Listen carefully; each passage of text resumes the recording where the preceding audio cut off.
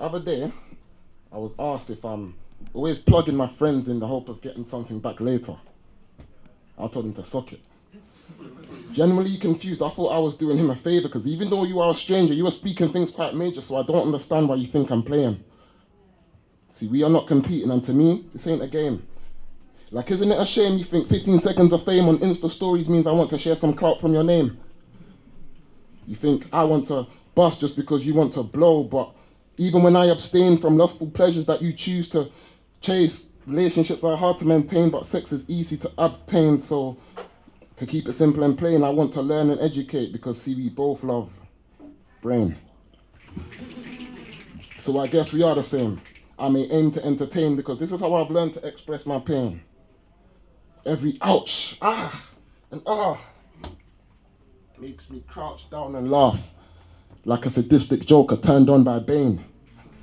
Because I've seen many dark nights where all hope began to wane, and I let circumstances beat and Batman, but no pain, no gain.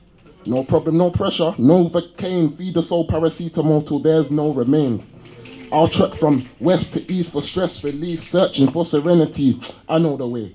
Let me tell you how it gets down memory lane. I've come a long way since those days. I was emotionally drained. These are things about the trip that the street code can explain. See, even though it's the past, there are rules which never change. So as I stroll past peculiar places, I see a few familiar faces, but I can't even stop to chat because I've got to catch the train.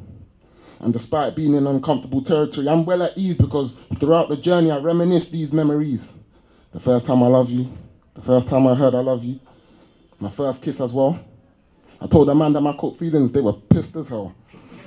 I remember the first time I encountered racism, I couldn't comprehend how someone could hate a stranger. But instead of questioning the mental place he's in, I concluded this must be his way of escapism. From the real world, he was living a fantasy where it's fun to see us suffering and paying the price to people who never paid attention to our needs. It's funny because they should be the ones in debt. But we don't want revenge.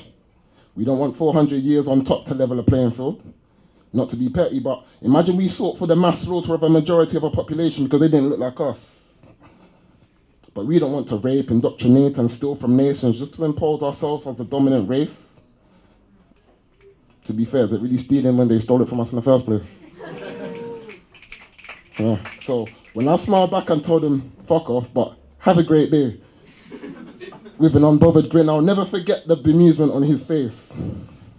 He had no idea I'm an African giant. Guess that can really burn a boy. Imagine I let his ignorant stereotype tell me I couldn't achieve anything without being spoon-fed crumbs, lying, cheating, or stealing. Imagine I never poured out every emotion and feeling through these words, because every piece I ever wrote was to impress some people and earn their appraisal. Imagine I continued to languish in toxic friendships and relationships because I lacked something internally that I thought they could provide for me with half-hearted love and manipulative abuse of my given nature. Imagine I learned to love myself for all the flaws and imperfections. Imagine I learned to live a life with no regrets. Wait, is that one irony? Imagine I gave a fuck. In fact, I'm all out of these fucks. I gift wrapped and bow tied my last one, then rewarded it to myself but this is nothing like a loner playing Secret Santa, because sometimes I genuinely do surprise myself with this gift. Next stop, serenity.